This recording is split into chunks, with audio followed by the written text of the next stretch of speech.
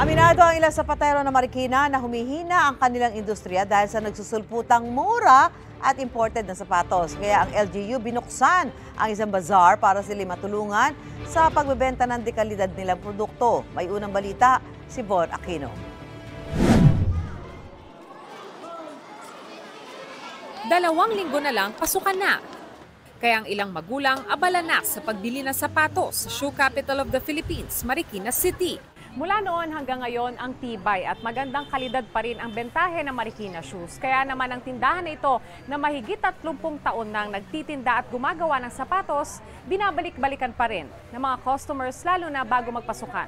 Kasi magaganda po yung mga sapatos nila, tsaka matagal po siyang masira. Matibay po talaga yung yung quality ng balat. Ang iba galing pa sa Batangas at Rizal. Pang matagalan na po siya kahit hindi napapalit-palit. Ayon sa mga nagtitinda, mabenta pa rin ang Marikina Shoes lalo na kapag magpapasukan.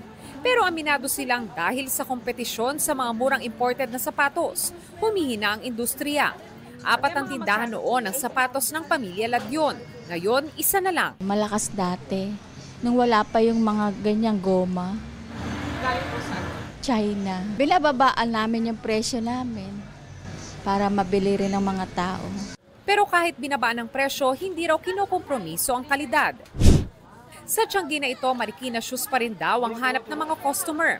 Hinahanap po kasi talaga nila yung may tahe kasi nga tumatagal kasi siya talaga. Presyong masa. Para tulungan ng shoe industry, binuksan ng lokal na pamahalaan ang Balik Eskwela Shoe Bazaar sa likod ng City Hall. Layon nitong gawing abot kaya ang dekalidad na Marikina-made footwear at leathercraft products para sa mga mag-aaral. Magtatagal ang bazaar hanggang August 18. Ito ang unang balita. Von Aquino para sa GMA Integrated News.